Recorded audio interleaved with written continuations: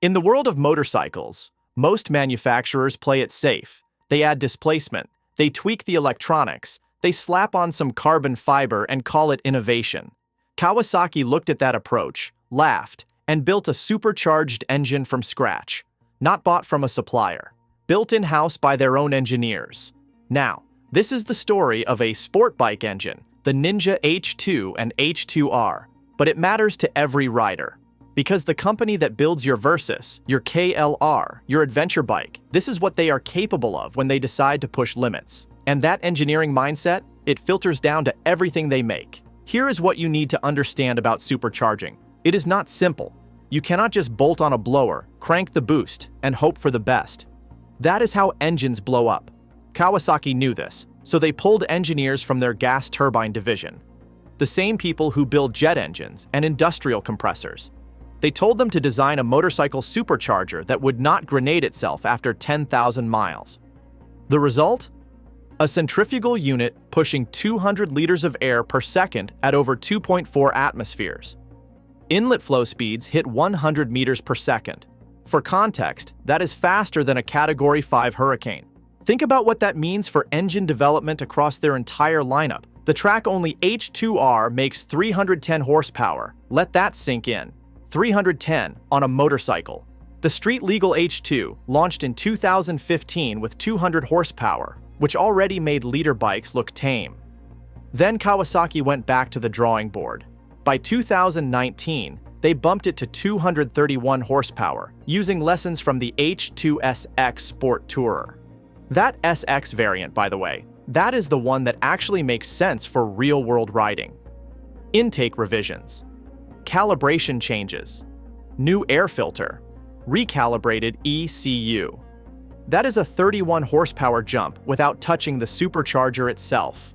The same testing philosophy Kawasaki uses when they refine adventure bike engines for better torque delivery at altitude. Now here is the wild part. Most forced induction setups need an intercooler because compressed air gets hot. Hot air makes less power and can cause detonation. The H2 does not use an intercooler. Kawasaki matched the supercharger to the engine so precisely that the air stays cool enough on its own. Think about what that means. They designed the compressor, the intake ducts, the engine, and the entire system to work together so efficiently that they eliminated a component everyone else considers mandatory. That is not cutting corners. That is next-level engineering. And if you have ever wondered why Kawasaki adventure bikes feel so refined, this is the kind of detail work they do across the board. Why call it the H2? Nostalgia sells. But this was more than marketing. Back in the early 1970s, Kawasaki built the H2 Mach 4, a 748 cubic centimeter two-stroke triple that scared people. It was fast in a straight line and absolutely wild everywhere else. Riders called it a widowmaker. Kawasaki called it a success. Reusing that name was intentional. They wanted you to know this bike carried the same reckless DNA. The same spirit that later showed up in bikes like the original KLR 650, a bike that refused to quit no matter what you threw at it. But the supercharged H2 also fits into a bigger story. Kawasaki has a habit of building engines that force everyone else to catch up. In 1972, they dropped the Z1, a 903 cubic centimeter inline-4 with dual overhead cams. First, big-bore Japanese 4 with DOHC on a production bike. Honda had already released their 750, so Kawasaki went bigger. They called the development program New York Steak because they wanted something meatier than what Honda served. The Z1 made DOHC performance affordable and started the Big Z lineage that still defines Kawasaki today. That engineering confidence? It is the same mindset that built the Versys 1000, a bike that took sport bike power and made it work for adventure riding. Fast forward to 1984. Kawasaki released the GPZ 900R, also called the Ninja 900, first production inline-4 that was both liquid-cooled and 16-valve. That bike became the blueprint every sport bike copied. Compact engine, efficient cooling, modern valve train. If you rode a sport bike in the 1990s or 2000s, you rode something inspired by that motor. The GPZ900R proved that liquid cooling and 16 valves were not optional anymore. They were the future. And when Kawasaki later adapted that philosophy to adventure bikes, riders got motors that could handle everything from desert heat to mountain cold without missing a beat. The H2 and H2R are the third chapter in that story, launched in 2015. This was not about adding displacement. This was about doing something nobody else could: supercharging a street bike, making it emissions legal, keeping it reliable. Kawasaki bet that forced induction was the next frontier, and they were right. Now imagine that same forced induction technology applied to a big adventure bike someday. More power at altitude, better torque for loaded touring. That is not fantasy. That is where this engineering leads. The core engine is straightforward: a 998 cubic centimeter DOHC 16 valve inline 4. But the compression ratio is low, just 8.5 to 1 on the street H2. Even lower on the H2R at 8.3 to 1. Why? Because boost creates cylinder pressure. High compression plus high boost equals holes in pistons.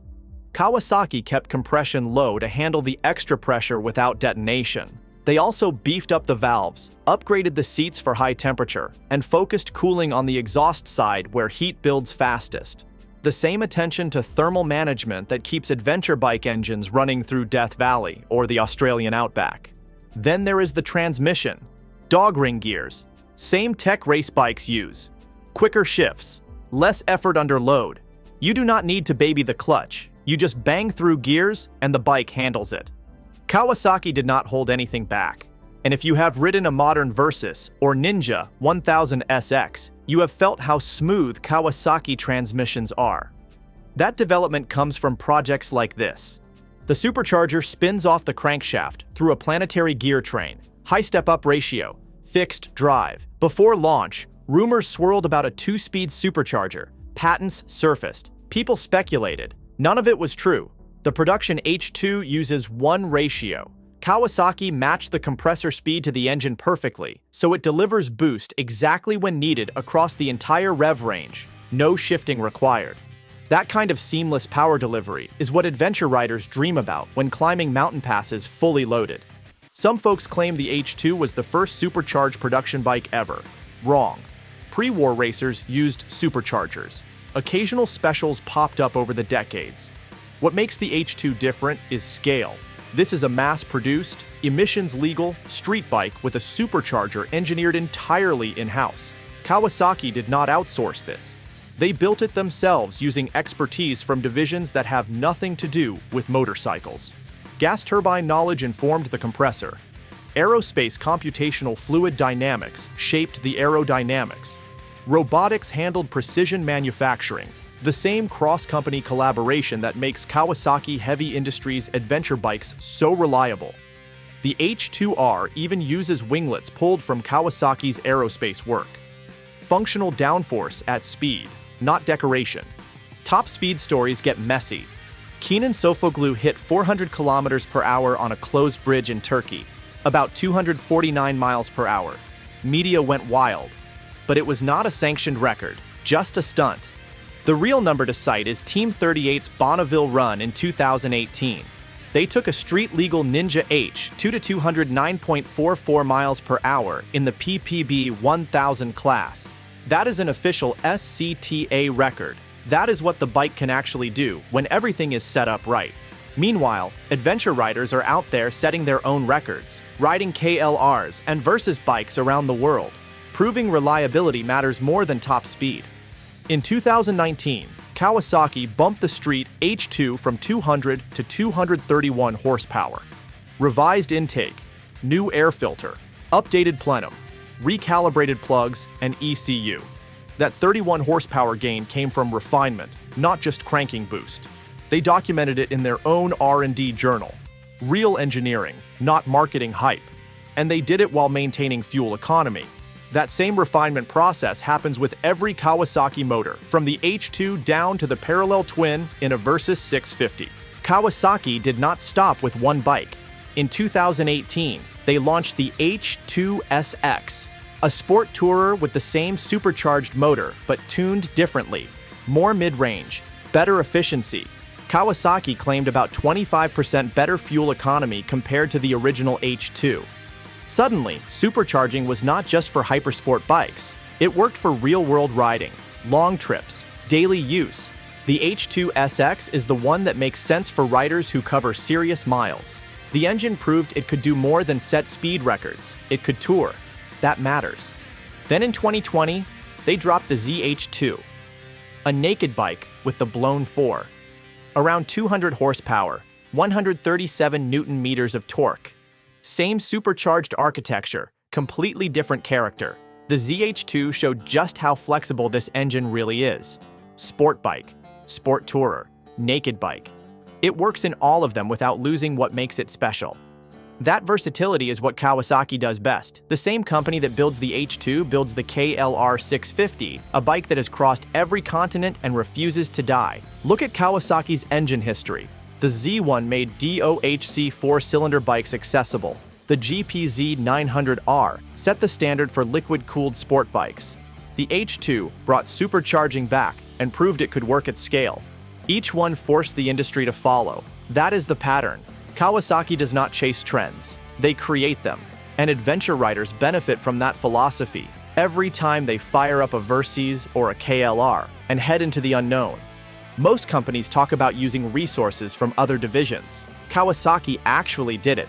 Gas turbine engineers designed the compressor. Aerospace specialists shaped the bodywork. Manufacturing experts built the production line. The H2R's winglets generate real downforce, not for show, for stability at speeds where bikes usually get squirrely. These are not motorcycle people borrowing aerospace ideas. These are aerospace people building motorcycle parts. The same integrated approach that makes Kawasaki adventure bikes so thoughtfully designed. The H2 engine exists at the intersection of ambition and capability. Kawasaki did not need to build this. They could have added displacement like everyone else. Built a 1,200 cubic centimeter inline 4, called it innovation. Riders would have bought it. But they went a different direction. They engineered a supercharger from scratch, made it emissions compliant, kept it reliable, spun it into 3 different bike types, then kept improving it year after year. That commitment to doing things right is why adventure riders trust Kawasaki when the pavement ends. Think about what that means. Most manufacturers build one halo bike, sell a few hundred, and move on. Kawasaki built a supercharged engine, made it work on the street, then adapted it for touring and naked bikes. They turned a statement piece into a platform. That takes confidence most brands do not have. And when you are out there on a Versys 1000, covering 500 miles in a day, you are riding the result of that same engineering confidence. The Z1 forced everyone to build bigger 4s. The GPZ 900R made liquid cooling standard. The H2 and H2R brought forced induction back to motorcycles and showed it could work without constant maintenance or reliability issues. Kawasaki proved you could supercharge a bike, ride it every day, and not have it explode. That might sound simple, but nobody else has pulled it off at this scale. For adventure riders, reliability is everything. Knowing the company behind your bike can engineer something this complex and make it last? That matters when you are 500 miles from the nearest dealer. Here is the bottom line. The Ninja H2 and H2R engine is not just Kawasaki's most advanced motor. It is proof that when a company uses everything it has, gas turbines, aerospace, robotics, advanced manufacturing, it can build something nobody else would dare attempt. This engine exists because Kawasaki refused to play it safe. They built a supercharger in-house when buying one would have been easier.